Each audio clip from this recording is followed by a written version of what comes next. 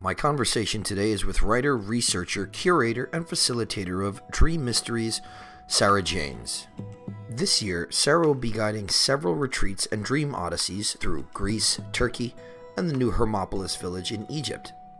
Her 2022 book, Initiation into Dream Mysteries, Drinking from the Pool of Mnemosyne, has been called a psychomagic journey to awaken lucid dream consciousness.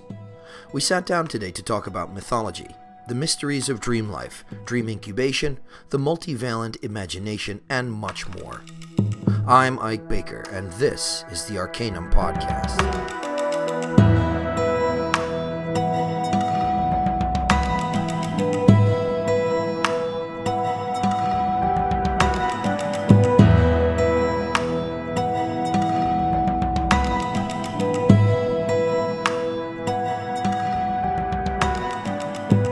I'm here today with Sarah Janes.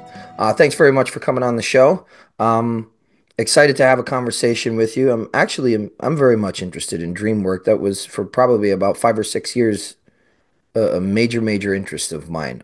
So I I've been really appreciative of a lot of the things the conversations that you've facilitated and been a part of, and a lot of your insight that you've been able to impart in these conversations. I think that's super important. But with that said, since this is the first time we're really having a full conversation, can you tell me a little bit about your background, how you got started, not only in dream work, but in a lot of the academic stuff that you do? Well, dreaming's always been my thing since I was little. I can't really remember a time when it wasn't sort of the most important thing in my life. Like, even from being a toddler, I remember my dreams, and I had this rich, interesting, life enhancing dream life forever, basically. Uh, I grew up in a pretty working class family in Croydon. I didn't realize you could go to university and study dreams or any more interesting subjects. So it wasn't until I basically kind of worked in TV, music, started off working as a runner. I managed to get into like a drama school, a sort of new drama school in South London called the Brit School. And there it just sort of opened my eyes to all these different creative industries. I met people from all different backgrounds. I've always been interested in learning and always interested in dreaming. I didn't really realize you could make a career or a job out of dreaming. So that wasn't something that I realized was a possibility until much later. But when I had my daughter, who's now just about to turn 17, I had a period of not sleeping at all, and it just changed my entire life. So once I got lucid dreaming back and was having my kind of usual types of dream experiences, I realized how life enriching dreaming is and how it adds this special dimension to my experience of reality that I've always taken for granted. You know, I've mentioned before, when I was very small, I remember thinking that dreaming offered this portal of understanding kind of life, the universe, and everything. And that if I could perfect my skills in lucid dreaming, I would transcend death somehow. Like, from a very young age, I remember thinking about that, and I was very philosophical because of lucid dreaming. And I had a background in promoting music in the UK. So I worked with a lot of American psychedelic bands and I put on shows. And when with a young kid, I didn't really want to do that anymore. So I was still interested in socializing in events, but also had this newfound kind of passion for expanding and promoting, I guess, the benefits of dreaming, but also philosophizing. So I started up a lecture series in my hometown. I live in this like South Coast town in England. And I had lots and lots of different guests talking about all sorts of things, from like psychedelic DMT entities to the ancient Mesopotamian city of Ur. And I slowly realized that ancient cultures was the one, always the subjects that interested me the most, that I got like really geeky and passionate about. And I met David Luke, who is a researcher in exceptional human experiences at the University of Greenwich. And he told me about a study he was doing into lucid dreaming, and that he'd visited a sleep temple in England with a Mexican shaman. And that was it, really. I wrote an article about that sleep temple that I visited in Gloucestershire for the Journal of Paraanthropology. And then it all just kind of the ball started rolling. I ended up writing a book about the history of dreaming and the culture of dream ritual and um, evidence for any particular kind of dream rites or rituals in the ancient world. So that looks at evidence in Anatolia, Mesopotamia, Egypt, and Greece. Beautiful. Now, is that the book, Initiation into Dream Mysteries? Yeah. Yes, Drinking from the Pool of Mnemosyne. Very cool. I've had an interest as well in the ancient sort of history of dreaming, particularly like the Asclepion and stuff, which I imagine you've done quite a bit of work within. Um, in your experience of dream temples, I want to talk a little bit about the phenomenology of it. You know, like what being somebody who's very familiar with their dream life. That's kind of that's a whole untapped um, trajectory of experience that a lot of people are either ignoring or not remembering. But to engage with that sort of thing, especially on the level of being able to go lucid, which again can be very, very difficult, even for people who have been trying for years. Um, are there subtle differences when you even say step into or how much time have you spent in the dream temples, sort of waiting for some sort of contact? Is there a tangible difference to somebody like you than say, just a regular weeknight dream? No, I don't think so. But for me, because I've now moved to Epidavros, so I live kind of in the city of Asclepius, and I'm on the edge of his sanctuary. So where the village I live in is kind of where the pilgrims would have arrived in ancient times to take. There was a sacred way that led from the village to the sanctuary itself. And when I do my retreats, I take people into the Encumitarion, and we do dream incubation practices there. We're not able to sleep overnight, although I'm working on that. Um, and one of the things that's really good about the site, I don't know if you visited the site at Epidavros. Epidavros is probably the only place in Greece out of the ancient holy sites or sacred sites of that land that I have not been to yet. And I Ah, think well, my great. my father always pushed me to go there, and I think that's the reason why I was like, no. But I look forward to going. I mean, obviously you've recommended it to me before, so Yeah. Well, one of the things that's brilliant about the site is that it's part of the tourist route because of the theatre. There's like a splendid ancient Greek theatre there. It holds about 14,000 people, and it's one of the most acoustically perfect, best preserved theatres in the whole of the ancient world. But because of this kind of landmark, when tourists come in their coaches, they go and see the theatre, but they don't really bother with much in the rest of the sanctuary. So we can pretty much have the Encumitarion to ourselves, most of the treatment buildings, the therapy rooms, all these kind of buildings don't really get that many visitors. So uh, I do sleep hypnosis practices inside the Encumitarium because we're limited by time in terms of how much we can spend there. But a lot of people say they have experiences, encounters with sacred serpents, that Asclepius enters their dreams. One of my favorite things is that people come on my retreats because they've had a dream where Asclepius has come to them and told them they have to come to Epidavros. And then when they look it up, they find me and they book onto the retreat. And I always love it when that happens because it's written about in ancient times that this was something that they knew that happened, that Asclepius visited people in their dreams and invited them to come to his sanctuary. So I love that. yeah, and that's another point of interest for me is the capacity into which somebody like Asclepius, the paradigm of sort of the healing sage can be sort of enter into our awareness through dreams. The Mm. particularly specifically the healing aspect is very, very interesting to me. Um, I was trained in Chinese medicine and alternative modes of modalities of medicine in Eastern and Western.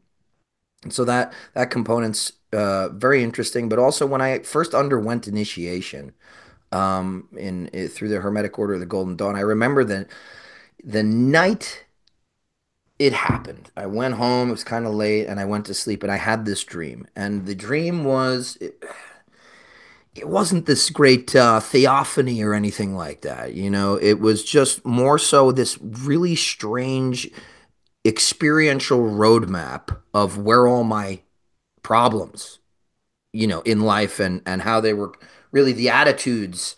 So I mean, something like that to me can also be very healing. And I'm curious if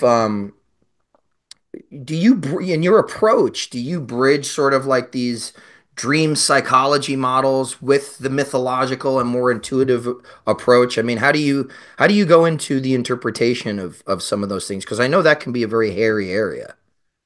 Yeah, I guess I'm more into the ancient idea of dreaming interpretation in terms of I look at it as oracular, prophetic, and healing. So I'm not looking to psychoanalyze people too much with their dreams. I'm looking for initiatory dreams. And I think for me, one of the things that I've come to be really interested in is how prophecy heals.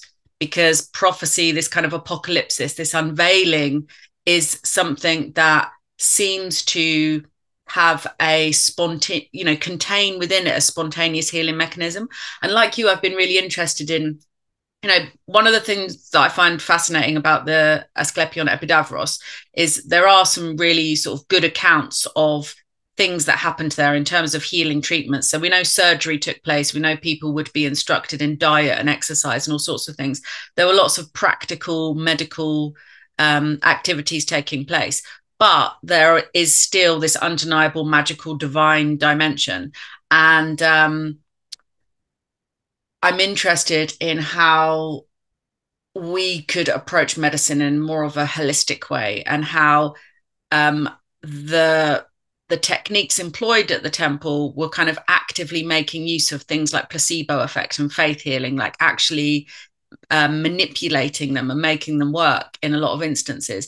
So one of the things I've considered with, how could it be true that a real world healing effect can be activated in a dream by a divine encounter with a god? And one of the things I've thought about, because I've been researching ancient dreams for a really long time now, and I've met a couple of Egyptologists, for example, who study dream texts and inscriptions, specifically Kasia Zapakowska and Luigi Prada specialize in dream interpretation.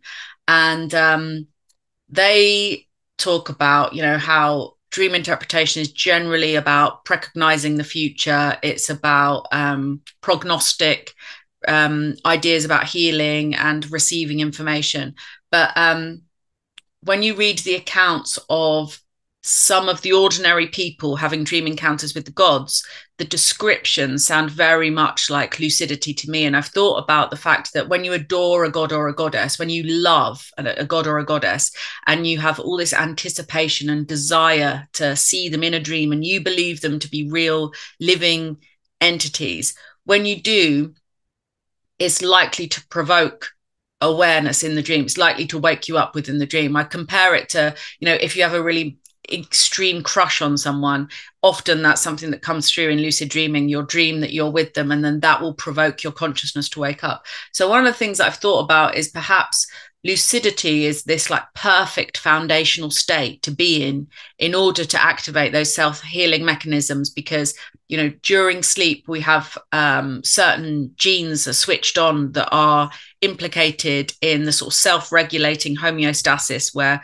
we are naturally rebalancing our body and renewing and rebirthing ourselves at night. So perhaps when you have that conscious awareness during that period of like extreme renewal and repair, maybe you can direct that towards a certain outcome. And I think there's something about either a contact with a divine entity, like a healing touch, or taking some sort of liquid or food in a dream that acts as an agent of transformation. So you can actually alter your consciousness within a dream state. I don't know about you, but I've had dreams where I've never taken psychedelics or never taken a psychedelic making dose, but I've had a dream where I ate a brick of psychedelic meat, and a dream where I got drunk. And so like these agents, like these foodstuffs, and it reminds me a lot of eating food in the underworld, and Corey or Persephone staying in the underworld because she eats the pomegranate seeds.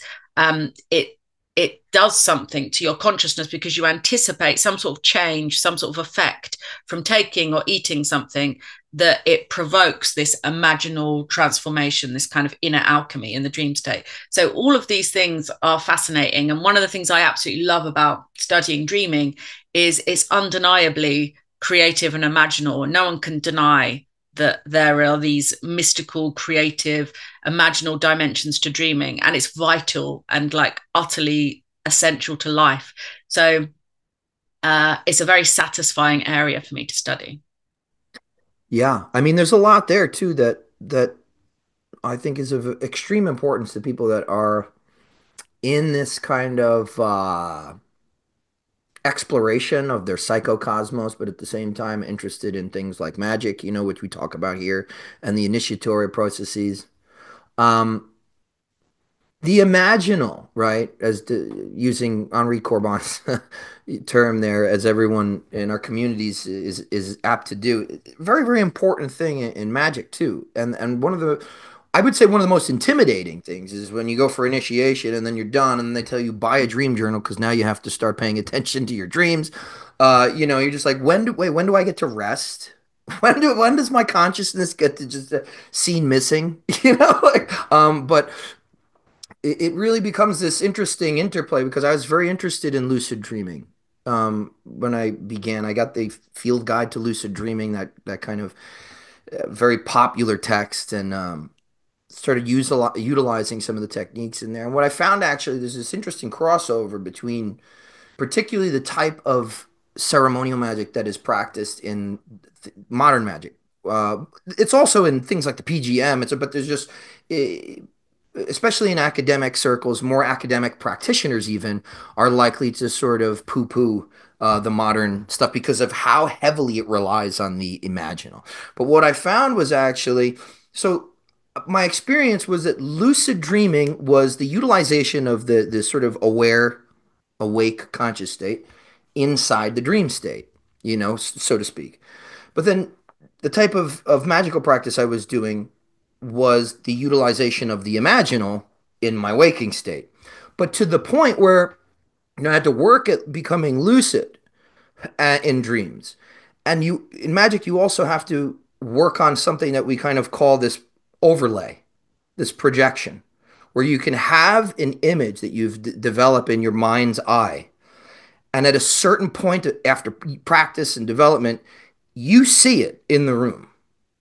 Now it's very dangerous. It can be because it's sort of this self-induced, almost hallucinogenic state, but you know that it's not three-dimensional. It's two-dimensional, but you are overlaying it in the room, which I found really interesting, especially when I started going back and looking at the theurgic stuff of Iamblichus, right? And his big thing is that when we have that theophany, when we have that whatever systasis, the revelation of the God, it happens in the imagination because the God can't take hold of the intellect in the same way, but it can enter into us in the imagination, and so you see even back in antiquity that this was a power of the soul, not just some thing that's making us daydream and be unproductive. Mm, yeah. No, I've been working with a researcher in Greece, Maria Maragou, who she has been studying, kind of conducting deep etymological study of ancient Greek texts and looks at Homeric Greek as, the ancient Greek Bible, the ancient Greek collection of religious and spiritual texts. And she gave my retreat participants a tour when we took the Sacred Way from Athens to Elefsina, and we ended up in the Telesterion. And it's it's very interesting to hear what she has to say about this idea of perfecting the soul in the Telesterion and how the participants were having a direct experience with divine entities. It was a theurgical process, and it wasn't something that everyone could attain. You had all this long period of time to prepare yourself for it. But she said that something like 30,000 people take part in the procession. 3,000 people are allowed every year into to be initiated in the hall or to take part in the ceremony. And out of those 3,000 people, perhaps only a handful have the experience. So the experience is something that's absolutely undeniable and real. Now, here's a question for you because there seems to be, especially somebody like me. I've also spent some time there at LFC, but I anytime I kind of look into this stuff, I hear about, the ergot and all that stuff. What Mm. is what do you what does maybe Maria, what's the take on, the Kikeon, and were they do you think that there was some sort of entheogen or hallucinogen involved in that? I think it's quite possible. There obviously isn't the same sense of restriction around psychoactive substances in the ancient world. It was something that was part of the ancient Greek understanding of medicine, these soul activating properties of things. But I'm not convinced by ergot. Demeter had her sacred fields where the barley for the Kikion was grown.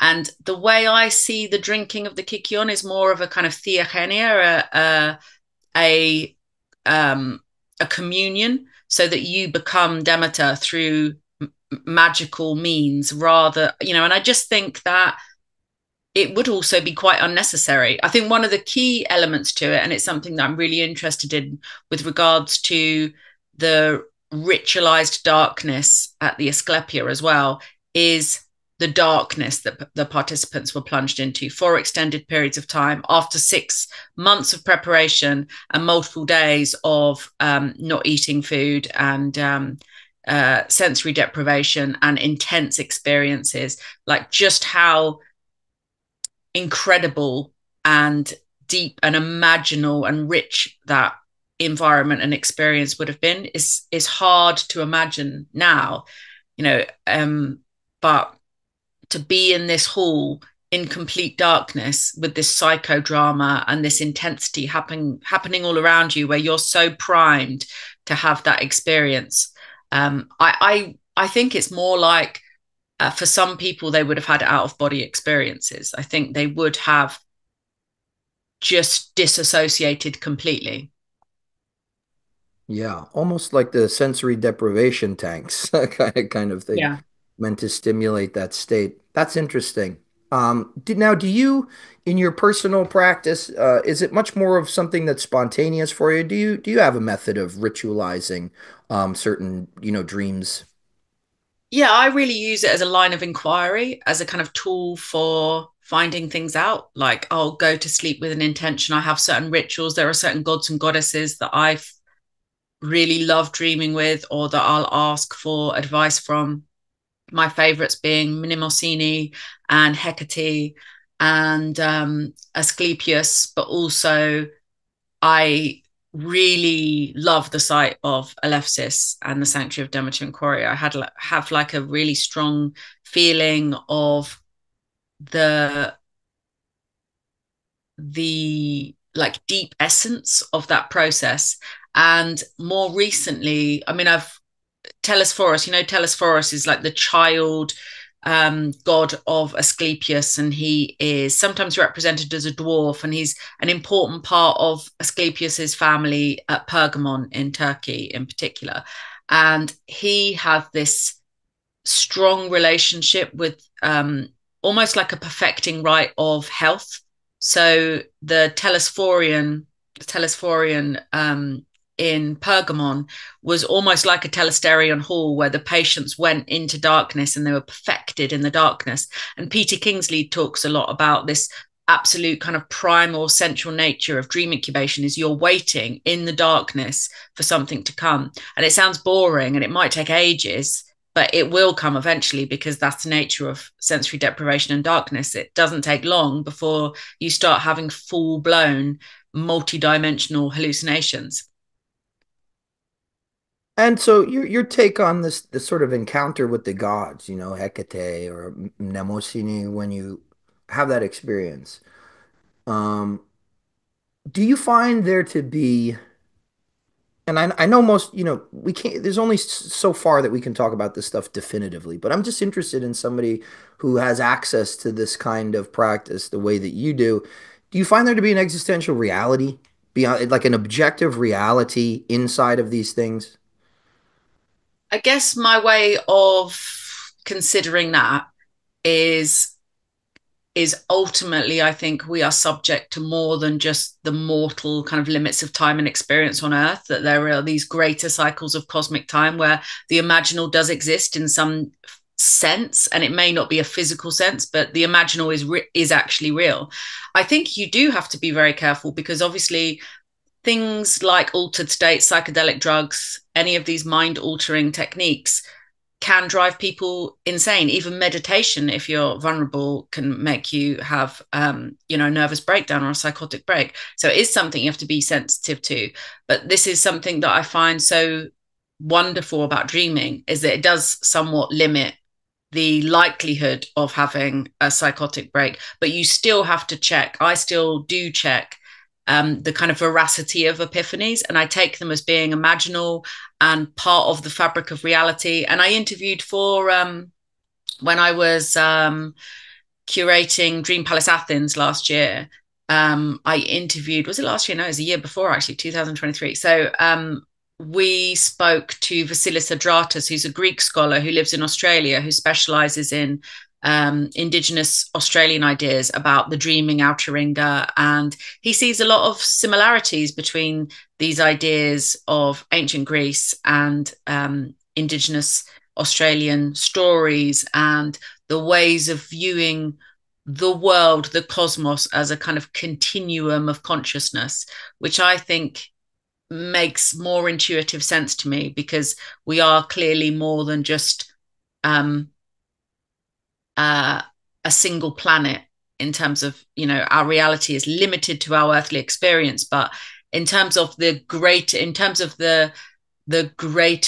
view, we're part of this living, breathing cosmos. And I think that the imaginal can be considered real in some sense and has value, and that we are the product of the imaginal. When we're born, I think we construct our personality, our psyche, our soul in dream spaces more than we do in waking reality. It's like we're constructing our own internal memory palaces, and then that is how we perceive the world. So you can, it's a magical practice um, to curate your reality to some extent, but we all are doing it, whether we're aware of it or not, just by the nature of where we're born, what family we're born into, what culture we are part of, and what country we live in. It's all kind of curated because of these influences. Well, I think that's extremely well put. Thank you. Yeah, I see. I see. Even I'm not as well versed in sort of shamanic and indigenous techniques of this. I've the cultures that I have read. Obviously, there was a fair bit of pre-Socratic Greek shamanism, Parmenides of Elia and stuff like that, and it's even hinted in at Pythagoras engaged in this kind of a thing. But I'm not as. I mean, I've looked at the Native American stuff because that is, there's definitely a connection to those images and this land. So it's like I was born here in America. I live here, especially now in North Carolina. I mean, I grew up on Long Island. That's like Algonquin territory and stuff like that. So there was a lot of dream stuff there. But I am amazed to see it even in the somewhat more, I don't want to say like intellectually sophisticated, but maybe more just the hyperbolic sort of stuff. But I definitely see a very strong importance to elaborating and expanding that dream state sort of thing, because you see it in like the PGM for people that are interested in magic and things like that. Mm. You do this whole invocation, you do this thing, and ultimately, like the God's not necessarily appearing in the room to you. The methods that it says to, that the God will appear to you are usually in one of two ways, and that's either in a dream or in some sort of scrying device, like a bowl of water or a bowl of oil. Have you done any of that kind of stuff? Any sort of the um,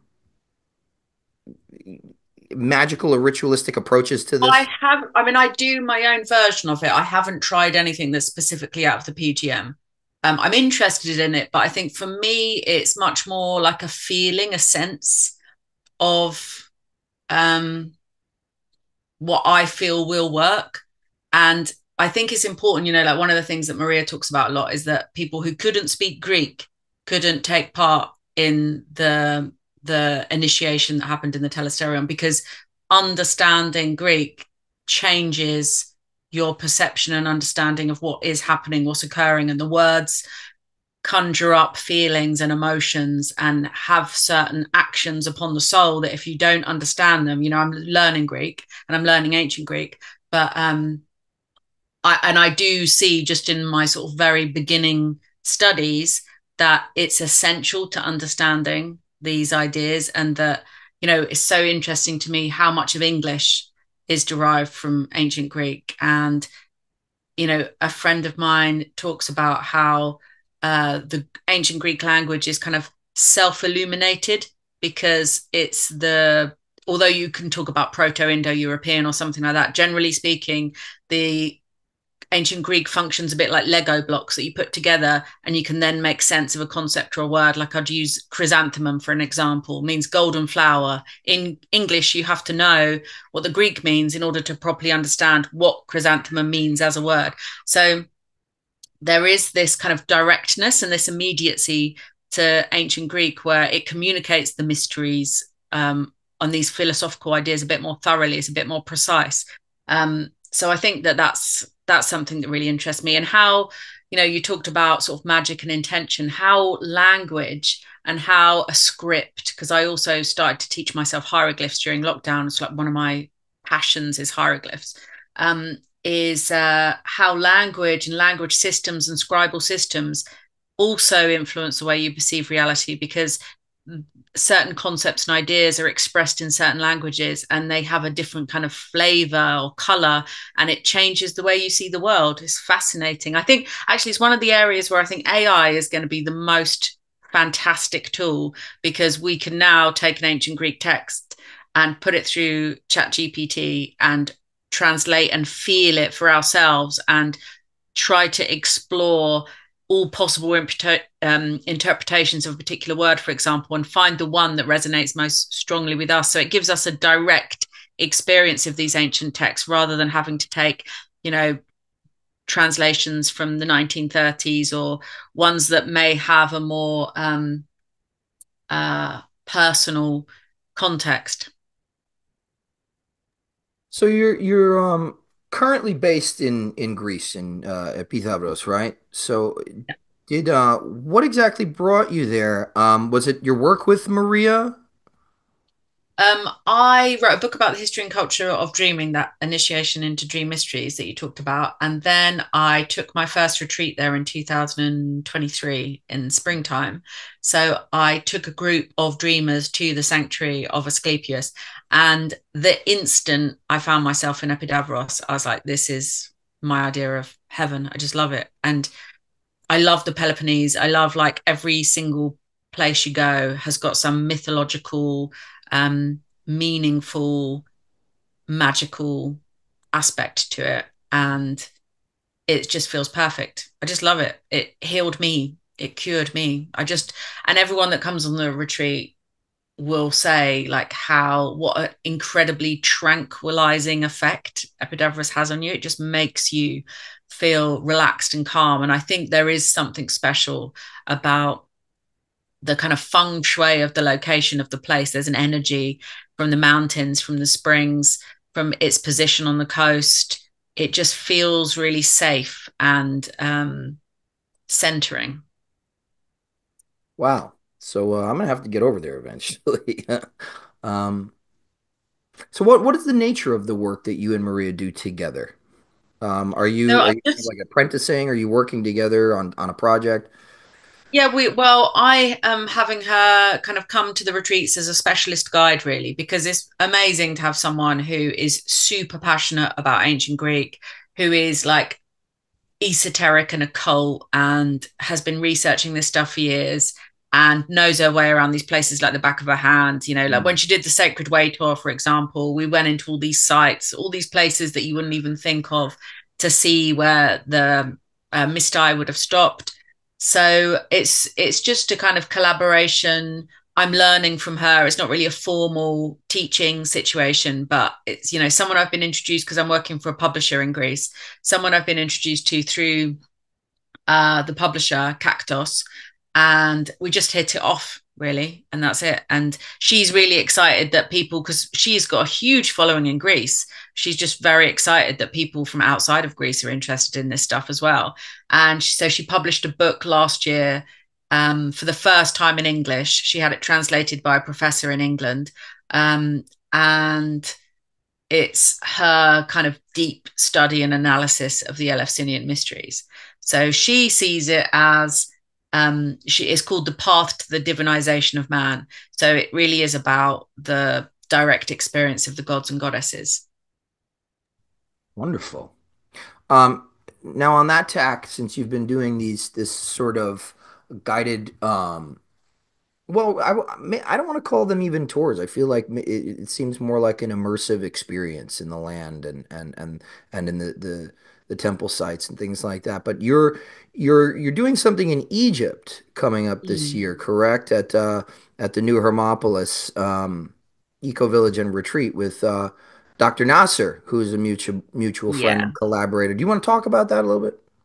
Well, Merva is probably the wisest and most brilliant person I've ever met in my life. And I've been in touch with her for years because during lockdown, when my lecture series went online, and because I'd kind of discovered that really out of all of the subjects we ever explored, ancient culture, especially ancient Egypt, ancient Greece, ancient Mesopotamia, and Anatolia were my absolute favorite subjects to explore. And so I found out about her retreat center, and we were on touch initially in online. So this was years ago. This is like maybe 2019. I might have been introduced to her for the first time. So I've had a lot of very famous Egyptologists talk on the lecture series, and she'd written this book, The Path to New Hermopolis. And I said, because she worked as a psychiatrist in the UK for 30 years. So she's actually got a very kind of like English sense of humor, and worked for the NHS as well, which you have to have an English sense of humor to work for the NHS. So she came over to the UK, and I was like, you can stay at my house and I'll see if I can get you like a book reading gig in the bookshop, local bookshop here. We also sorted out one in Watkins in London, and we just became friends. She was only going to stay for one night, and then she stayed a bit longer than that. And I said to her, like, I knew I was going to like you, but I actually feel like I'm in love with Merva. She's so brilliant. And also because she's so sensible, I think it's so incredible that she bought that patch of desert and turned it into an oasis, because anyone else would just balk at that insane, crazy idea. And she's so clever and wise and sensible. It does seem wild. So she bought this completely desolate looking area of desert, dug for water, found a spring, built a blue water lily pond, constructed her dwellings out of the same limestone used to case the Great Pyramid of Khufu. And a big part of her agenda at New Hermopolis is to reintroduce native species to Egypt, the kinds of plants that would have been in a pharaoh's garden. And I love anyone that thinks about these kinds of things as well, because I think for me, nature is divine, and increasing biodiversity is a magical practice. And the more biodiversity and the more life that you create in any part of the world is making more spiritual essence and is creating heaven on earth. So Merva is one of these people who talks the talk and walks the walk. And so I am really excited to take participants, Dream Mysteries participants, there for the first time. So the first one we're doing is one where we're kind of going to be imaginatively recreating the mysteries of Isis, because Isis is a goddess who's really associated with dream incubation in Epidavros and other sites as well, and was kind of syncretized with Aegea, Asclepius's daughter, quite often. And in the retreat in the autumn, in November, sorry, we're going to be focusing in on Thoth, because I'm very interested in the magical art the magical scribal arts, and how Thoth as a scribe and as a kind of divine architect and god of magic and measurement is a really significant god with regards to dream incubation. So somewhere like the Archive of Hor, who was a priest of Thoth, you can see this evidence of Thoth being a god that people were going to for dream healing. Wonderful. So how do people get involved in that? Do you sign up on your website or? Yeah, I mean, if you go on my website, you can see the listings for all the different retreats. And I usually like have Zoom conversations with people, or we chat over email for a bit and just make sure they know what they're getting themselves into. And yeah, that's it. Great. Yeah, I will include that link. So it should be, if you're listening to this or watching this, it will be in the about section of the this episode. Well, I want to switch back really quickly to maybe a little bit of dream stuff because it is very interesting to me. Normally, I will ask people, I ask guests canned questions at the end, and we'll get to that too. But because I like to keep everybody on their feet. But uh, for people that want to kind of take the next steps into exploring their that sort of interior, dream life, what are some initiatory or beginning practices that you would recommend as an approachable way to that? One of the things that I think is really important and often gets neglected, and it's funny as well because it's about the goddess Mnemosyne, who is the goddess of remembrance and memory and the inspiration of lucid dreaming. I think she's almost like the goddess of consciousness in a way, and she's been kind of forgotten and neglected.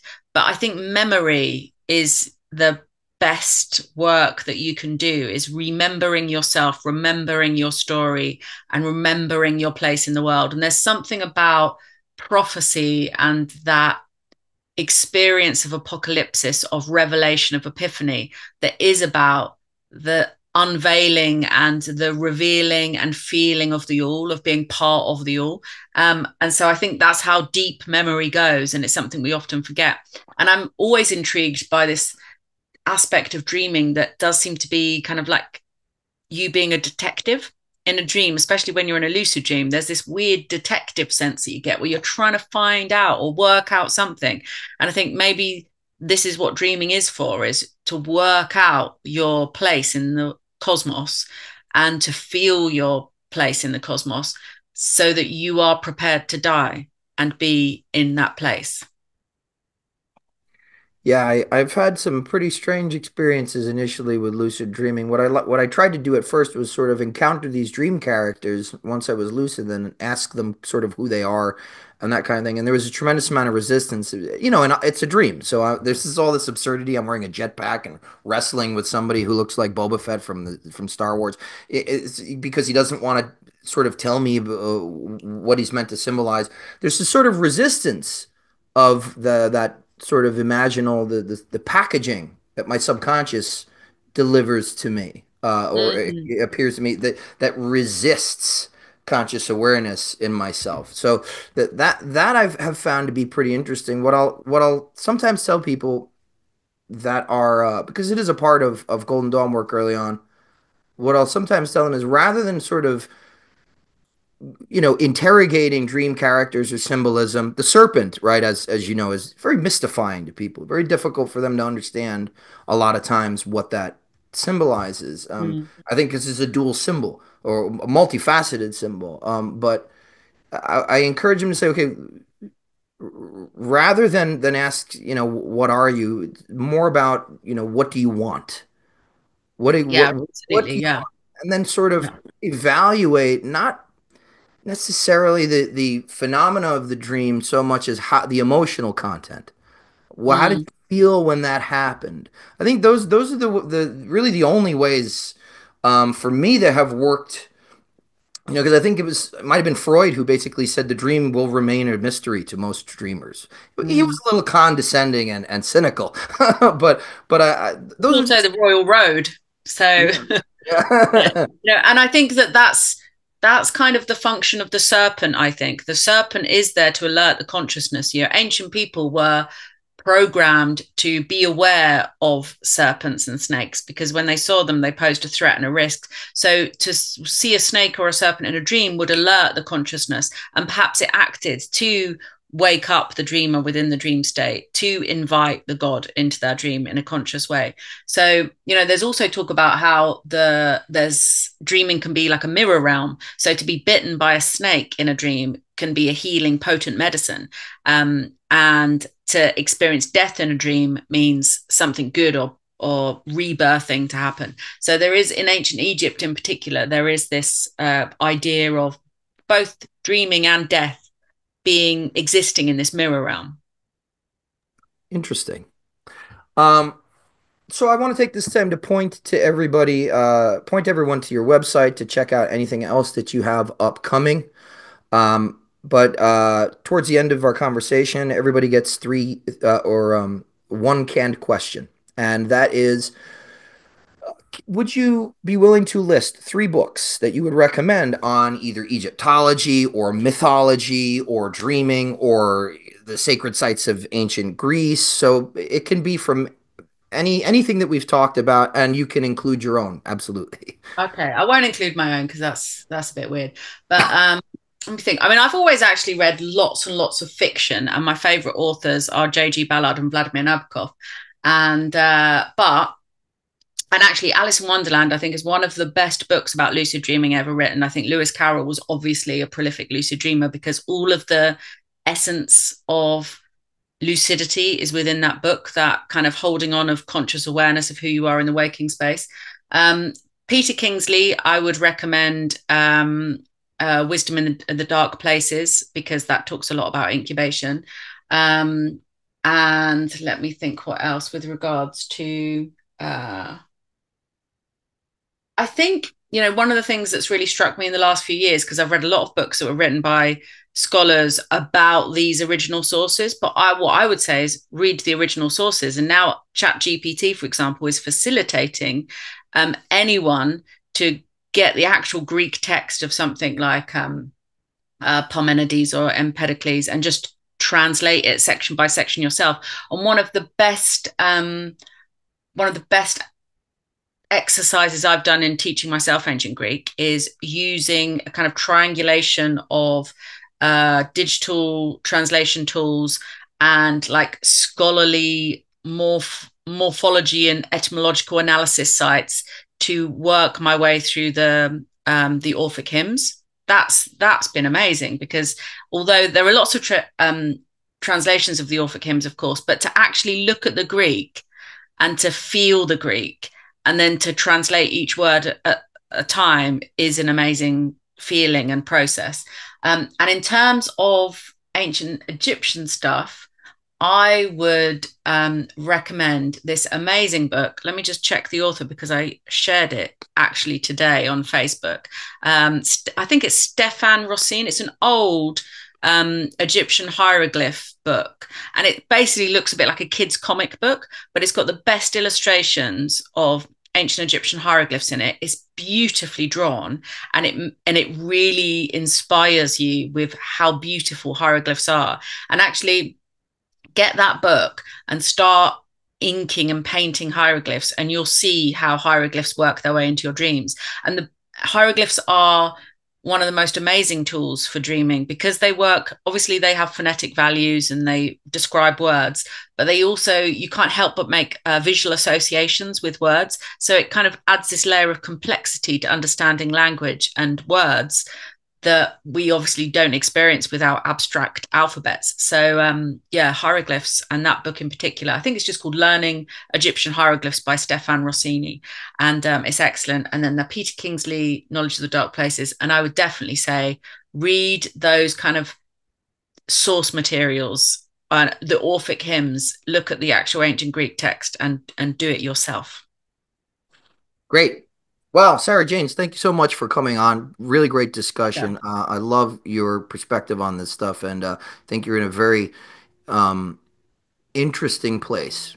The academic stuff, the dream stuff, fantastic. And we're looking forward to everything that you've got ahead of us. And who knows, maybe we'll run into each other somewhere in the ruins or reconstructions of the ancient world. Yeah, excellent. Come to Epidavros. I will.